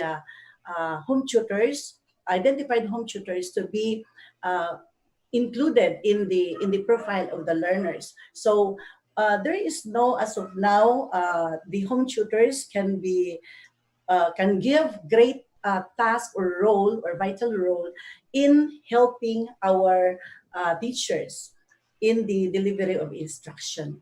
So we are really having that strong connection with the parents, considering that they are our strong partners in the delivery of instruction and to give the best education to our learners in these times of pandemic. Thank you. Okay. May follow through question lang po kay Dr. Lea. May learning support po ba na ibibigay para sa mga magulang? Dahil po sa modular approach, malaking role po ng magulang sa pag-aaral ng mga bata. Halimbawa po ay ako bilang isang magulang, hindi po ako magaling sa math. Parang ako lang yun. Paano ko po matuturuan ng aking anak kung hindi ko po maiintindihan ang ituturo ko sa aking anak? Okay, it is outlined in our Hiyas sa Sugbok, the 8-pointer home tutors guide. Everything that the home tutors will do during the learning engagement with the learners. Now, actually, when the learner is doing the job or learning through modular instruction, there is that open communication line between the home tutor and the teacher. For example, sabi ng bata, hindi ko alam ito, and then hindi rin alam ng home tutor. So, kailangan may open communication kasi talagang mag-coach, urgent na coaching na ito ang gagawin, ganito ang gagawin. So, mayroon talagang strong connection between the home tutors and the teachers, so that the what are the hardships or the struggles, no, that the learner is facing during the learning through modular instruction can be addressed right away. So that's what we indicate in our Hiyas sa Sugbo. Thank you. So hawak kamay po ito. Hawak kamay lang tayo. Kamay. Question po from Jennifer Paule Reyes. What is your stand regarding the concerns of some parents and educators, stakeholders calling out for academic freeze or to start the school year by next year? Dr. Leah? Yeah. Dr. Mel? Okay. Mahirap na tanong ito. Joanne, gusto mong sagutin yung academic freeze? Ano yung, I think it's asking for our personal as academic well, freeze, our stand as an institution din. Bigyan ko muna ng pagkakataon si Joanne na sumagot. Okay. Ako po, this is a personal opinion. No?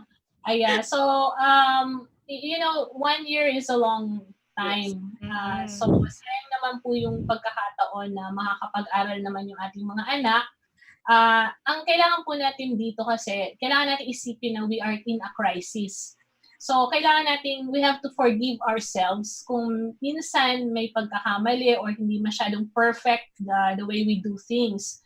Pero ang importante for me, I think, is we have to maximize yung mga existing technology and existing po na mga support na available na. So, like for example po ngayon, marami nagsasabi na 83% ay modular. Kami po sa UPOU, nag-start po kami sa module. Noong pong nag-start kami 1995 hanggang hanggang late 90s up to probably 2000. Print-based module po kami. So, nakikita po namin na napaka-importante po niyan. So, we fully support yung print-based module na yan. So, nakikita po namin na may magagawa kahit po walang internet connection. So, I think wag natin, my personal opinion again, wag natin sayangin yung 1 year dahil lang po sa limitation na nakikita na agad natin pero hindi pa naman talaga natin natatry. Kasi meron na po tayong mga lessons na pwedeng matutunan from other institutions. Like for example, sa UPOU, kahit po college or grad students yung na-handle namin, still marami po kaming experience din in terms of modular learning. Importante po yung learner support na sinasabi ko kanina, even if it's modular. So, yung mga support po na yun, pwede nyo siyang gawing print-based. Yung mga study skill assistance po. Kasi kailangan po na maging matuto ng self-directed learning ang mga bata. So, kasama po yung pag-establish ng habit, etc. So, kasama po yun dun sa kailangan nating i-develop, not just the content. So, ang tingin ko po dyan, isabay po natin yon yung support na yon with the content. Para po maging ready tayo sa pag-aaral remotely and on a flexible learning. So ako po, I think, wag nating sayangin yung 1 year and let us try what we already have right now. So marami naman po magsusuporta. Andito ang UPOU and PLDT. Chancellor. Dr. Mel. Kasi minention yung PLDT, kaya bibigyan ko rin mamaya si Sir Mon Isberto ng pagkakataong sumagot. Pero yun din yung stand ko. Hindi rin po ako sang-ayon sa academic freeze at tulad na nga rin po na sinabi ni Doc Joanne, ang UPOU po ay nagsimula na hindi naman po kami internet-based. Modular printed po, kahit nga po yung aming mga video materials na kailangan panoorin ng mga estudyante ay nakalagay po sa mga CD. Naranasan din po naming mamigay sa mga estudyante ng cassette tape. I don't know kung yung mga mag-aaral natin, kilala pa yung dinidistribute natin na cassette tape tsaka yung mga na piniplay dun sa mga ang tawag doon yung cassette player, yung ganyan.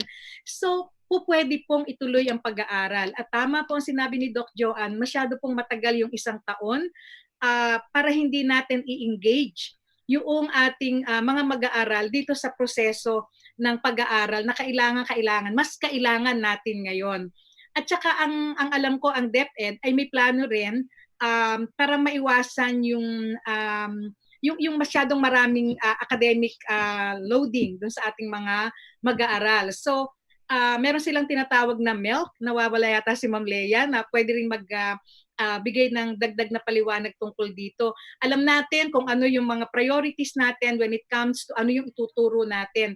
Siguro yung ang punto ko na lang dito ay yung panawagan sa academic freeze. Tingnan natin yung mga kadahilanan, bakit sila ay nagsasabi o nagsasuggest ng academic freeze, at yun po yung i-address natin when we design the support system for our students. Oo. Kasi baka may ano yung concern nila, bakit academic freeze yung tawag nila, and kapag naunawaan natin, i-design natin yung learner support natin to address yung mga concerns and the reasons why they are calling for academic freeze. So yun yung from my end. Okay. Good afternoon. And Dr. Lea. Yes.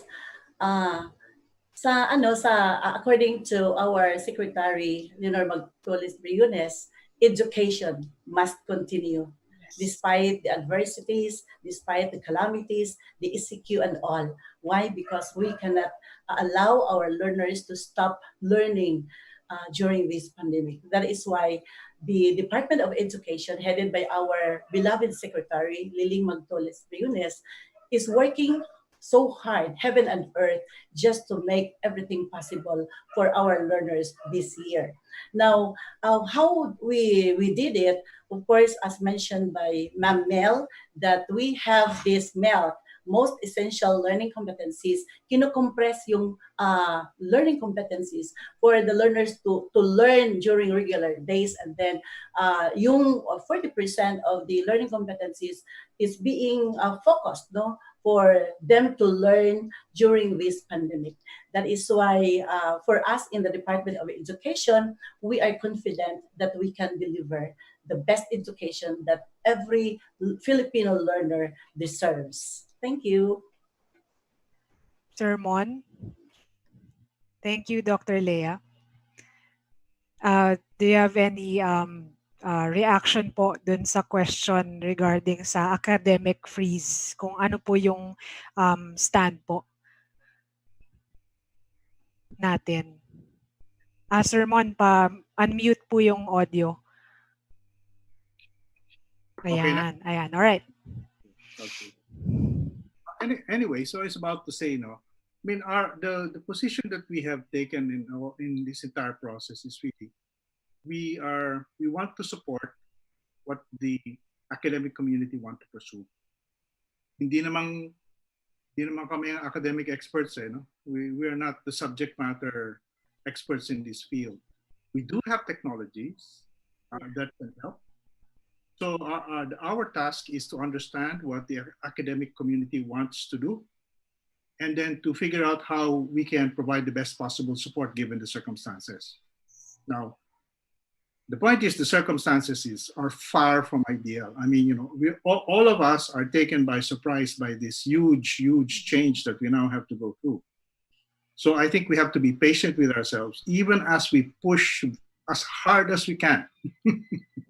I mean, sigurado akong there will be shortcomings, there will be problems all over the place. But I think, let me put it this way, it's also in a way an investment in the future. Because if we can get through this very difficult period and learn the lessons from this phase, I think we will learn things that we can bring into the future, COVID or no COVID. Okay, and I'm sure I'm looking at Doc Mel just shaking her hands like that. You. No, it's Doc. Kumbaga, ito na yung, not that you wanted it this way. Yeah. But what I mean is that distance learning. Naalala ko pa noon many years ago, when I was going still to UP, and that was going back to UP actually. And there was this question about, is distance learning really a real type of learning? And, my response then, if you will indulge me, kasi meron akong kilala yung mga taong nagdi-distance learning. ang karamihan sa kanila, nagtatrabaho na, may sariling pinagkikitaan, tapos sila ang nagbabayad sa kanilang sariling edukasyon. Sabi ko doon sa isang profesor na hindi ko nababanggitin ng pangalan, kasi nga nagkakaroon ng discussion, totoo bang pag-aaral ang distance learning? Kaya sagot ko, alam mo, Chip, yung taong nagbabayad ng sariling edukasyon at nagtatrabaho na, ay may, at saka mas mature na, may mas maliwanag na pag-iisip kung anong gustong gawin niya sa buhay niya, is probably going to be much more productive than this guy who is sitting in your classroom dreaming about what he's going to do in his date tonight. Okay? So, ano yan eh? Circumstance and opportunity and what you do with the opportunity or the challenge. So I think this is not that we want it this way, but this is an opportunity to learn many things and many things that we'll be able to use to improve education in the Philippines in many different ways. So yun lang po ang tingin ko. Yes, ma'am. Thank you, Sir Mon. Thank you po. Next question. Pwede po to kay Dr. Lea, Dr. Mel, Dr. Joanne. From Teresita Romilia. Paano po kung 4 yung estudyante na sabay-sabay na magkakaiba pa ang grade level, pero isang parent lang naman sa online learning? Naku, paano nga pala yun? Okay, so good afternoon again. Opo. Actually, sa design natin sa HIAS sa Sugbo, Home Tutors Guide, we encourage one tutor for every learner at home. So meaning a learner can also have his or her uncle, auntie, or anybody from the household who could really provide them support in learning through printed modular instruction. Now, may ano dito na paano siya, no? Kung halimbawa, isa lang siya. So yun na ang sabi ko, and then yung purok sa Sugbo, tunghaan ko, yun ang didesign natin na kung wala talagang tutor na makuha doon sa bahay or mayroon sa bahay to help the child, mayroon tayong mga barangay scholars, yung mga para-teachers, mga barangay scholars, mga education graduates na hindi sila nag-teach, at saka yung mga SK leaders. They can be our purok tutors for learners who don't have home tutors at home. So yun ang design ng Cebu Province Division po. Thank you. Thank you, Dr. Lea. Thank you po. Okay. Some questions here actually nasasagot na nung mga unang tanong, especially galing kay Ocean Aranzo, about yun nga yung sa home tutor. And then, question kay Aris Veral Salomon. How can the teachers ensure that students are learning in modular approach? Indeed, that we need to trust our learners, but how about the assurance? Okay, so that is why we work collaboratively with the home tutors, because the home tutors will be the one to handle or to engage the learners in the teaching learning process, then with the teacher coaching the learners. We can this is of course the issue that we need to address, the honesty and the trust, because if we have that trust and confidence to our learners doing their own thing with the home tutors, then everything will go on smoothly. That is why part of the design of DepEd Cebu Province Division is the trust and confidence to our learners and to our home tutors. And that's part of our capability building programs to be given to our home tutors and the parents as well. Thank you. Yeah, siguro Miss Kat, idadagdag ko rin lamang kasi ang gustong ring malaman nung nagtanong sa atin ay paano malalaman na talagang natuto yung ating mga estudyante. Nung nakaraan po na session natin ay diniscuss natin yung different forms of assessment. So, meron pong sinasabi tayo na assessment as learning, yung mga formative assessment po natin, doon po din natin makikita at matutulungan sa pamamagitan ng iba't ibang mekanismo or mechanism ng pag-assess yung ating mga mag-aaral. So, dagdag ko nga rin yung sinabi ni Ma'am Leia na nandun din yung pakikipagtulungan dun sa ating mga home tutors, sa mga magulang, sa mga guardians, at pagpapaintindi rin sa kanila na hindi makakabuti o maglalagay sa maganda doon sa ating mga mag-aaral kung hindi natin sila pababayaan. O kung halimbawa, ako yung magulang, gusto ko makapasa yung anak ko, ako na lang yung gagawa ng assignment niya, o ako yung sasagot ng kanyang exam. Hindi rin po ito. Kailangan maunawaan ng ating mga magulang, ng mga home tutors, kung sino man yung guardian, hindi magiging mapapalagay sa maayos kung ito ay gagawin natin. Kailangan makipagtulungan tayo sa paaralan, sa mga guro, upang masigurado talaga natin na matututo. Kasi at the end of the day, yung pag-aaral, yung natutunan ng mga bata, ang magdadala sa kanila sa gusto natin paglagyan sa kanila. At kung hindi tayo makikipagtulungan doon sa trust, honesty na ibibigay ng mga guro at ng paaralan, medyo mapapariwara din po yung ating mga mag-aaral. Hindi natin maibibigay sa kanila yung pagkatuto na dapat makuha nila. So yun, different forms of assessment, designing it, and then yung partnership, and then yung sinabi nga ni Ma'am Leia na yung trust and confidence sa ating mga kapartner at sa ating mga mag-aaral. Kailangan maintindihan nila. At saka syempre, yung mga policies ng eskwelahan, kailangan maintindihan ng mga mag-aaral na, abay kapag nahuli ka na nag-cheat, halimbawa, ay ito yung mga kaukulang parusa, so to speak. So kailangan maipaintindi rin natin yun sa ating mga mag-aaral. Okay. Thank you, Dr. Mel. Kay Aris, nung nagtanong ng question, you can actually replay the webinar series that we had the other day about assessment over our UPOU Network's website, Facebook page. Alright. Para kasi nakadetalye na po doon yung masagot yung sa tanong nyo po. Mas madetalye. Okay. Ayan. Galing po kay Fritzy Rapadas. How can you reinforce or support learning if the learner supervisor of the student, like the parent or guardian, doesn't have any background of the lesson, both modular and ODL? Actually, nasagot na to, no? Nasagot na siya. Sagot na rin tong question na to. And then for Dr.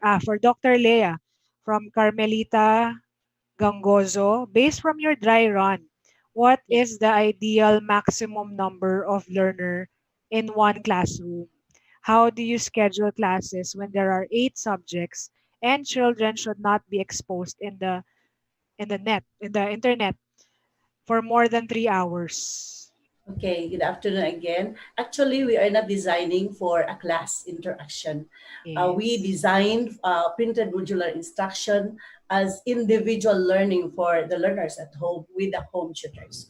And then we provided them the schedule of home study schedule or activity schedule for them to follow and for them to adhere to, or they can also have that flexibility because we also value the interest of our learners. For example, there are 8 subject areas, 8 modules that the child has received. So although we have provided them, each child, with the home study schedule, we also have valued as I said, interest of the learners. They can choose from the 8 modules kung ano ang kung alin sa mga modules ang una niyang gagawin or i-learn.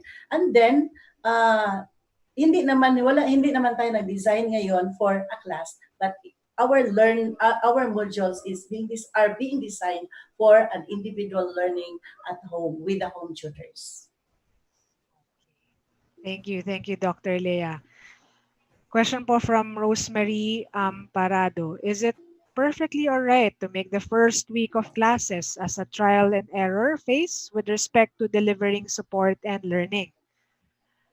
I guess it's perfectly all right. Do I have Leia, to answer? No? Okay. Yes. So actually, that is why our division has conducted the dry run, the pilot implementation, so that we will know what are the lapses or what are the things that we need to improve in order for us to be ready for the opening of classes come August 24.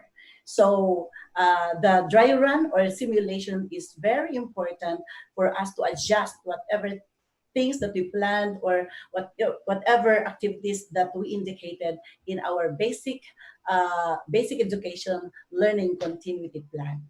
Thank you. Okay. Thank you. Thank you po, Dr. Leah. Okay. Good afternoon po. Ask ko lang po in the primary level, hirap po talaga kami for online learning because of internet connections. What is the best way or practice po na pwede to get connected with our pupils or Okay. primary level? Now, actually, we can in the primary level, like for example, you have the problem on connectivity. So teachers can produce video lessons. Video. So video lessons can be provided to our learners, and then of course the radio-based instruction can also be used because we don't want to leave one or any one of our learners to be not to be attended by everybody in the Department of Education. That is our mandate. Okay. Thank you. Miss Kat, dadagdag ko lang dito sa Dr. ni Mel. Ma'am Leia, no? Yes Yung po. sinabi niya na pwede pa rin naman i-record noong mga teachers pa rin, di ba? At kung talagang hirap mag-connect sa internet, itong mga materials na to, na-mention niya yung radyo, pwede rin naman television, di ba? Yung materials ay ipi-play sa using the television. Kumbaga, kung ang lesson ay talagang kailangang matutunan na video, yung kanilang panonoorin para mas sigit nilang matutunan yung lesson, hindi naman necessary na kumonek sila sa internet. Yeah, that's correct. That's correct. Yeah. So, yeah, that's correct. Pwede naman po, hindi talagang ang goal natin, at ako'y nag-agree doon sa sinabi ni Leia, ay talagang matutunan ng mga bata yung kailangan nilang matutunan. May access man sa internet o wala.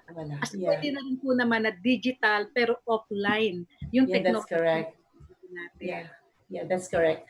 Thank you so much, Mamel. So we do our best for our learners, and we have to exhaust every strategy and practical approach for our learners. Thank you. Thank you, Dr. Leah. And I'm sure na nasagot na rin to yung kay Rachel Melo, one of the lines na nasagot ni Dr. Leah. Good afternoon, ma'am. Paano po nag-work ang modular sa grade 1 pupils if both parents are working? Okay. Yeah. So, that is why. Yeah, that is why we don't limit our home tutors to parents. We always tap everybody in the community and in the family who has the capacity to help the learners learn using the printed modular instruction. Yes. Thank you, Dr. Leah. Question from Cheryl Comiros. Is posting the list of names of my students in social media be considered information support? Why are we discouraged by our principal by doing so, given the reason of violating data privacy law? Is posting the list of names a violation? Okay, let me answer that. Kasi I gave one of the institutional support is information support. But we have to consider po talaga yung data privacy, and we should not post in social media the names of our students. What you can do po is create group chat within yung class level po ninyo. We don't post it na it will be publicly seen by everyone, na baka po mahanap na yung mga bata na yan, mapuntahan sa bahay nila at ma-identify yung mga bata na yun at ma-put at risk. So, wag po natin ipopost yung individual names na ma-identify yung mga bata. Ang information po na pinopost natin are information na makakatulong sa kanila, not necessarily the names. Now, kung kailangan nyo pong to get in touch with one another, don't post it publicly. You can probably create a group chat among yourselves. Halimbawa, grupo ng mga grade 1, kayo lang po nag-uusap. So, hindi po siya publicly available. So, yun. Si Sir Mon, I think, wants to say something. Yeah, can I add a bit to that? Without talking too much about, I think I'm going to be giving a talk later this week, hindi ba, Doc Mel? Yeah. But to that point, I think we really should take seriously the data privacy angle. Kasi naman, the pattern of these cyber criminals at saka yung gumagawa ng kalokohan online, sumusunod sila kung saan ang tao. Yes. They go where the people are. So they are probably anticipating that there will be a bump, an increase in the number of people, particularly students who are online. So when that happens, you should not be surprised that these bad people will go there.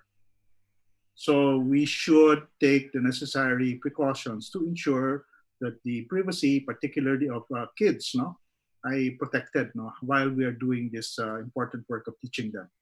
So good point ho na nasabi na let's take data privacy here seriously. Yun lang po. Thank you. Thank you, Sir Mon. Comment from Maria Mirasol Amador. Maraming salamat po. At least may idea na po kami kung anong mga support ang dapat na ibigay natin sa mga mag-aaral. Thank you. Thank you, Ms. Maria Mirasol. Alright. Question po from Ernesto Capili Caberte Jr. Tanong ko lang po, paano po magiging ligtas ang mga guro at magulang kung ang distribution at pagsasaoli ng module ay may physical appearance? Paano nalaman kung may maraming cases ng COVID sa lugar na yon? Okay, so I think I need to answer that. Thank you very much for the question. Now, actually, in Cebu Province Division, our teachers will only prepare the modules, the Sugbo boxes contain modules and other materials. But then we also tap volunteers and teams to really deliver and to retrieve the modules so that we can keep our teachers safe from any harm. Of course, adhering to social distancing protocols and health protocols. So parang ano na yan, plastada na ang plano namin dyan. And of course, all the volunteers and our teams must be also in a safe condition para walang praise God, na talagang walang mangyari na mga hindi magandang pangyayari while we have this we educate our learners in these times of pandemic. So everything is being planned, and thank you. Thank you, Dr. Leah. Okay. Bago po tayo i-end, actually yung mga natin, open forum, I'd like to request your brief closing message po kay Dr. Mel, actually Dr. Leah, and then Dr. Joanne, Dr. Mel, and Sir Mon. Okay, so okay, Dr. Leah. We converge for a noble cause, and that noble cause is the group of learners we have in our country, and especially in Region 7, Division of Cebu Province.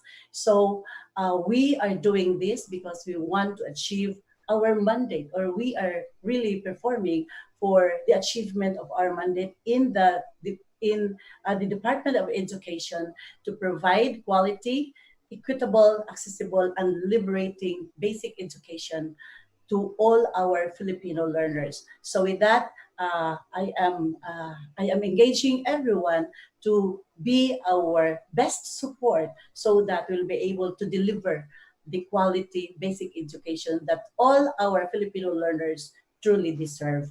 Thank you. Thank you, Dr. To Leah. God be the glory. Thank you, yes. Thank you, Dr. Leah. Dr. Joanne?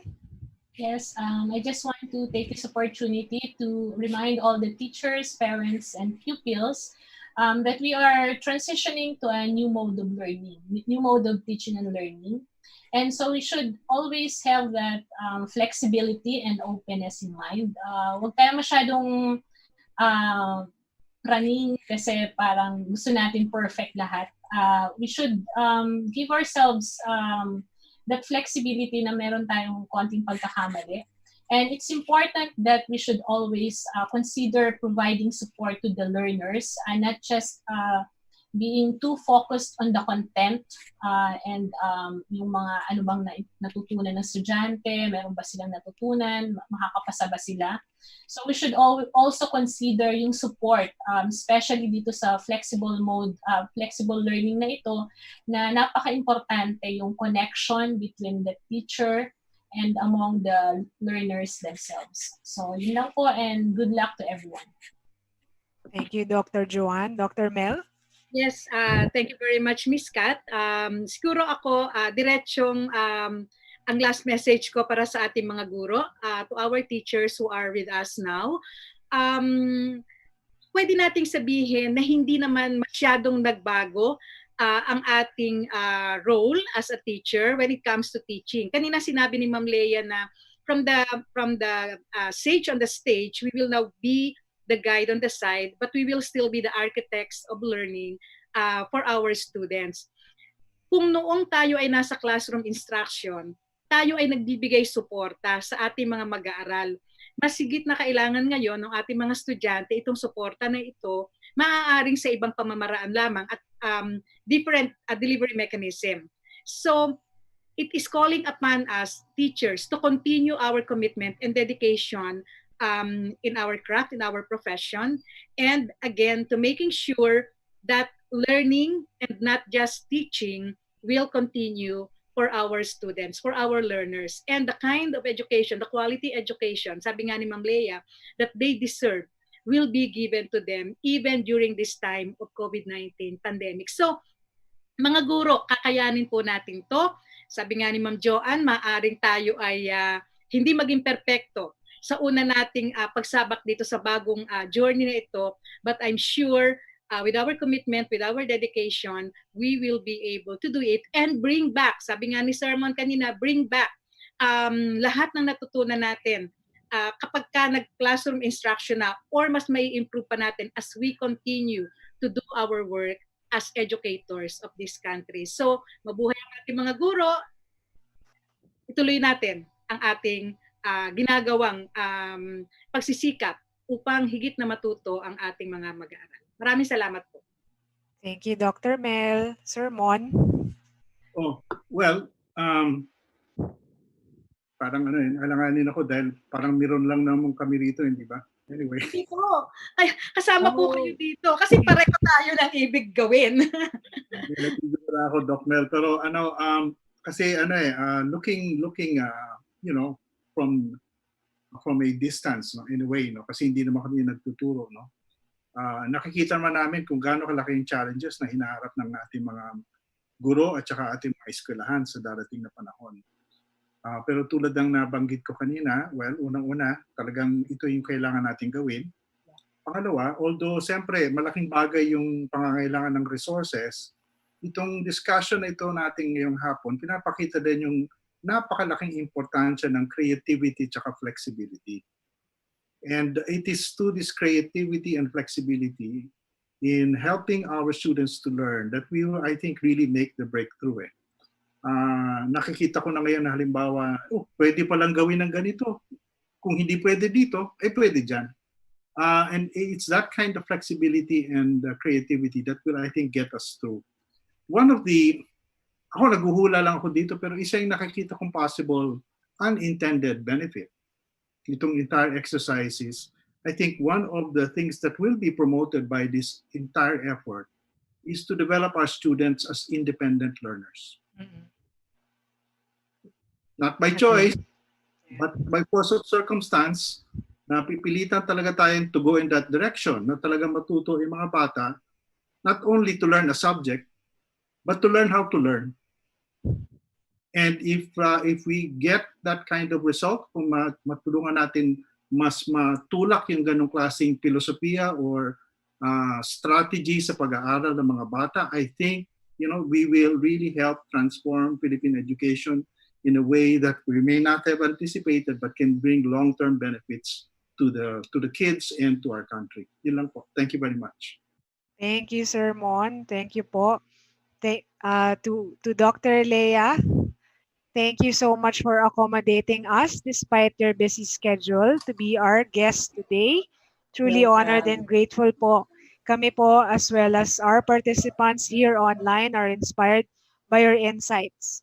Marami kaming natutuhan sa inyo. Kami sa Yeah. PLDT with UPOU, our partner, ay taos-puso nagpapasalamat. God bless you po, Thank you Dr. po. Thank you. Leah. Dr. Thank you. Joanne, we are truly inspired by the insights and best practices you have shared with us today. Thank you for your wisdom and time as well, Dr. Joanne.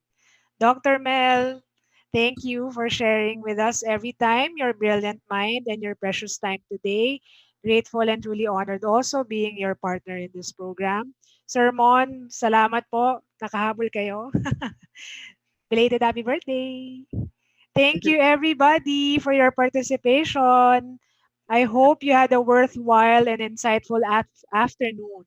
See you all again online on August 12, 2 p.m. same time po for our sixth webinar. This time with the representatives from our LGUs who will be sharing their best practices in support to the educational sector for the upcoming online school opening. All right. Again, on the issuance of certificates, kindly note that the name you will indicate in the evaluation will be the same name that will be written on the certificates. Please don't forget to evaluate this event and answer the questions. The online evaluation form will start receiving responses right after this event and will be available within the next 6 hours. Then if you find it hard to access the site within the first 3 hours of the event, after this event, due to internet traffic, which PLDT actually is prioritizing since day one, it would be a good option to access it during the last 3 hours, which is around 7 to 10 p.m. tonight. As shown on the screen, you may scan the QR code or go to the bit.ly site indicated. The certificates will automatically be sent to those who completed the evaluation forms and were able to answer 7 out of 10 questions correctly. All right. So that's about it. Again, this is Kat wishing you a good day, and we hope to see you all again here on Wednesday, August 12, 2 p.m. Bye. Thank you.